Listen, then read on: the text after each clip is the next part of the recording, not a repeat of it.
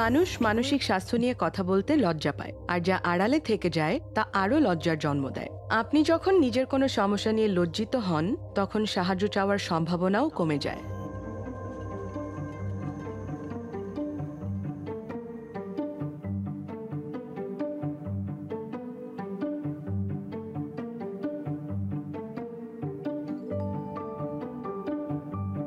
আমরা সবাই কাউকে তার প্রিয়জন সম্পর্কে বিস্তারিত জিজ্ঞেস করতে দ্বিধা করি, কারণ আমরা ভাবি এতে হয়তো তার মনে কষ্ট হবে, প্রিয়জনের কথা মনে পড়বে।